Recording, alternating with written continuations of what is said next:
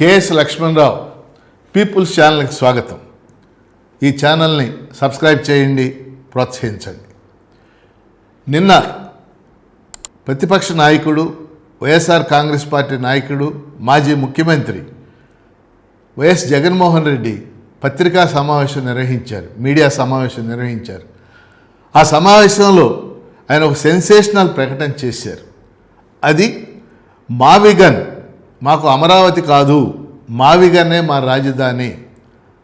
ఇది ఇంతకుముందు కూడా చెప్పారు, కానీ నిన్న అదనంగా ఆయన చెప్పిన విషయం ఏంటంటే, రాబోయే ఎన్నికల్లో మావిగన్ పేరుతో మేము ఎలక్షన్లోకి ఎన్నికల మేనిఫెస్టోలో పెట్టబోతున్నాం. మావిగన్ కావాల్సిన వాళ్ళందరూ మాకు ఓటేయండి, అమరావతి కావాల్సిన వాళ్ళందరూ అటు ఓటేయండి అని చాలా కుండబద్దలు కొట్టినట్టు స్పష్టంగా చెప్పారు.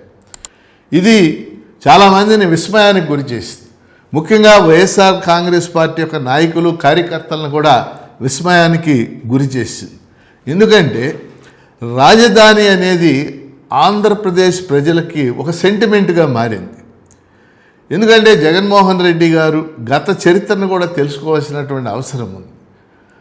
ఆ చరిత్ర ఏమిటంటే, ఆంధ్రలో ఈరోజు మనం ఆంధ్రప్రదేశ్ అని ఏదైతే భావిస్తున్నామో, రాయలసీమ జిల్లాలు, కోస్తా జిల్లాలు, ఇవన్నీ కూడా 1953కు ముందు మద్రాస్ ప్రెసిడెన్సీలో ఉండేవి. తెలంగాణ రాష్ట్రం సపరేట్గా ఉండేది. మద్రాస్ ప్రెసిడెన్సీలో ఉన్నటువంటి ఆంధ్రులు మాకు తెలుగు భాష మాట్లాడే ప్రజలకు ఒక ప్రత్యేక రాష్ట్రం కావాలని ఆందోళన చేశారు. అది స్వాతంత్రోద్యమ కాలంలో కూడా జరిగింది ఆందోళన. దాని ఫలితంగా పొట్టి శ్రీరాములు గారు కూడా ఆయన ఆమరణ నిరాహార దీక్ష చేశారు. ప్రత్యేక ఆంధ్ర కోసం ఆయన చేసినటువంటి ఆమరణ నిరాహార దీక్ష ఫలితంగా ఆయన ప్రాణాలు కోల్పోయారు, ఆత్మాహుతి చేశారు, మనందరికీ తెలిసిన విషయం.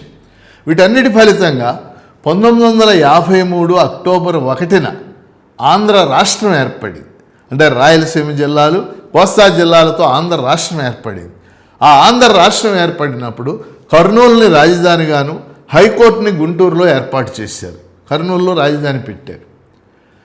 తర్వాత జరిగినటువంటి పరిణామాల్లో 1956 నవంబర్ 1న ఆంధ్రప్రదేశ్ ఏర్పడింది. కర్నూలు రాజధాని రద్దయిపోయింది, రాజధాని హైదరాబాద్కి వెళ్ళిపోయింది. కాబట్టి 1956 నుంచి 2014 దాకా కూడా హైదరాబాదు రాజధానిగా అభివృద్ధి చెందింది. ఆంధ్రులు అంటే ఆంధ్ర ప్రాంత ప్రజలందరూ కూడా అది మా నగరం అని దాని అభివృద్ధికి ఎంతో కృషి చేశారు. అందరూ కృషి చేశారు, వీళ్ళు కూడా కృషి చేశారు. సో హైదరాబాద్ నగరం అనేది మహానగరంగా అభివృద్ధి చెందింది. కానీ 56లో రాష్ట్రం వెళితే 2014 తర్వాత హైదరాబాద్ కూడా లేకుండా పోయింది. రాజధాని కోసం వెతుక్కోవాల్సినటువంటి పరిస్థితి ఏర్పడింది. ఈ సమయంలో 2014 ఎన్నికల్లో ముఖ్యమంత్రిగా ఎన్నికైనటువంటి చంద్రబాబు నాయుడు గారు అమరావతిని రాజధానిగా నిర్మిస్తాం, దానికోసం భూ సమీకరణ చేస్తాం, ఒక నూతన నగరాన్ని మేము నిర్మిస్తాం. అదే ఆయన చెప్పే మహానగరాలు ఇప్పుడు రాకపోవచ్చు, కానీ ఒక నూతన నగరాన్ని మేము నిర్మిస్తామని చెప్పేసి ఆయన ముందుకు వచ్చారు. అది ఆంధ్రులకు నచ్చింది, ఆంధ్రులకు నచ్చింది. అంటే ఇక్కడ నేను చెప్పదలుచుకున్న విషయం ఏంటంటే, హిస్టారికల్గా గత 70-80 ఏళ్ళుగా మనం చూస్తే కర్నూలు రాజధాని లేకుండా పోయింది, అది రద్దు అయిపోయింది. హైదరాబాద్ మన రాజధాని అనుకున్నాం, అది లేకుండా పోయింది. ఇవాళ అమరావతి మాకు ఆంధ్రప్రదేశ్ విడిపోయాక ఒక రాజధాని కావాలి అని ఆంధ్రప్రదేశ్ ప్రజల యొక్క మనోభావాలు. దానికి అనుగుణంగా మరి చంద్రబాబు నాయుడు గారు అమరావతిని నిర్మిస్తాం, దానికి సంబంధించిన విషయాలన్నీ మనకు తెలుసు. కానీ 2019లో జగన్మోహన్ రెడ్డి గారు గెలిచిన తర్వాత ఆయన 2019 డిసెంబర్లో ఒక బిల్లు తీసుకొచ్చారు, 3 రాజధానుల బిల్లు అని చెప్పేసి. ఎగ్జిక్యూటివ్ ఒక చోట పెడతాం, లెజిస్లేచరు ఇప్పుడు చెప్పే చోట ఉంటుంది, ఎగ్జిక్యూటివ్ విశాఖపట్నం ఉంటుంది, జ్యుడిషియరీ కర్నూలులో పెడతాం, ఇది వికేంద్రీకరణకి దోహదపడుతుంది. ఇలా 3 రాజధానుల బిల్లు అని తీసుకొచ్చారు. దాని మీద ఆ సమయంలో చర్చ జరిగింది. ఆ సమయంలో షరీఫ్ గారు శాసనమండలి చైర్మన్గా ఉన్నారు, నేను కూడా శాసనమండలి సభ్యుడిగా, మేమంతా కూడా ఆ బిల్లును తీవ్రంగా వ్యతిరేకించడం అనేది జరిగింది. అంటే 2019లో జరిగిన ఎన్నికల్లో జగన్మోహన్ రెడ్డి గారు తన ఎన్నికల మేనిఫెస్టోలో ఏమి మేము 3 రాజధానులు పెడతామని చెప్పలేదు. కానీ 2019 డిసెంబర్లో సడన్గా ఆ బిల్లు తీసుకొచ్చారు, దాన్ని ప్రజలు హర్షించలేదు. కాబట్టి 2024లో జరిగిన ఎన్నికల్లో జగన్మోహన్ రెడ్డి గారి పార్టీ ఓడిపోవటానికి, అంటే ఒక ఎలక్షన్ ఓడిపోవటానికి, గెలవటానికి అనేక ఫ్యాక్టర్స్ ఉంటాయి. అనేక కారకాలు అంటాం మనం పొలిటికల్ సైన్స్లో. అనేక ఫ్యాక్టర్స్ ఉంటాయి. అందులో ఆంధ్రప్రదేశ్లో ఈ ఫ్యాక్టర్ కూడా పనిచేసింది.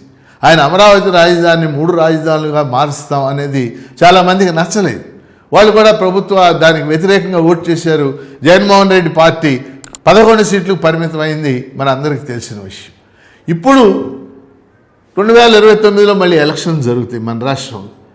మరి అలాంటి సందర్భం చూసినప్పుడు ఈ సమయంలో జగన్మోహన్ రెడ్డి ఈ విధంగా మావిగన్ మా రాజధాని అమరావతి కాదు, అమరావతి రాజధాని అనుకున్న వాళ్ళు అటు ఓటేసుకోండి, మావిగన్ కావాలనుకున్న వాళ్ళు నాకు ఓటేయండి అని చెప్పటం సరైందా అని చెప్పేసి మిగిలిన వాళ్ళ సంగతి అట్లా పెట్టి వైఎస్ఆర్ కాంగ్రెస్ పార్టీ కార్యకర్తలు నాయకులు వీళ్ళు పెద్ద ఎత్తున మదన పడతా ఉన్నారు.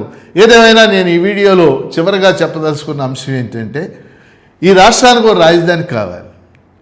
అమరావతి అదొక మహానగరం అవుద్దా ఏమిటి అది వేరే చర్చ. కానీ అమరావతి అనేది సెంటర్ ఆఫ్ ద స్టేట్, ఈ రాష్ట్రానికి మధ్యస్థంగా ఉంది. ఇటు రాయలసీమ అనంతపురం జిల్లా నుంచి ఇక్కడ అమరావతికి ఒక 500 కిలోమీటర్లు ఉంది, అటు శ్రీకాకుళం నుంచి అమరావతికి 500 కిలోమీటర్లు. కాబట్టి మధ్యస్థంగా ఇది ఒక పాలనా రాజధానిగా అభివృద్ధి చెందాలి, అమరావతిలో రాజధాని ఉండాలనే దాన్ని మేమందరం కూడా బలపరుస్తున్నాం. మా పీడీఎఫ్ ఎమ్మెల్సీలను కూడా మేము ఎమ్మెల్సీలుగా ఉన్నప్పుడు బలపరిచాం, ఈరోజు కూడా బలపరుస్తున్నాం. అయితే అమరావతి అనేటటువంటిది రాజధానిగా ఉంటూ అదో ప్రజా రాజధానిగా అభివృద్ధి చెందాలి.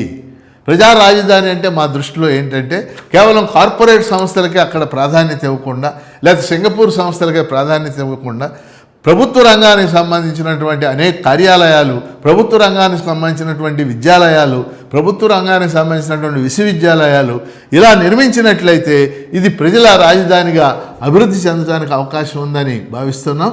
అందుకని జగన్మోహన్ రెడ్డి ప్రతిపాదించినటువంటి మావిగన్ అనే దాన్ని మేము పూర్తిగా వ్యతిరేకిస్తున్నాం. అమరావతి ఆంధ్రప్రదేశ్ రాజధానిగా ఉండాలని చెప్పేసి మేము భావిస్తూ ఉన్నాం. KS Lakshmanarao people's channel subscribe చేయండి, ప్రోత్సహించండి.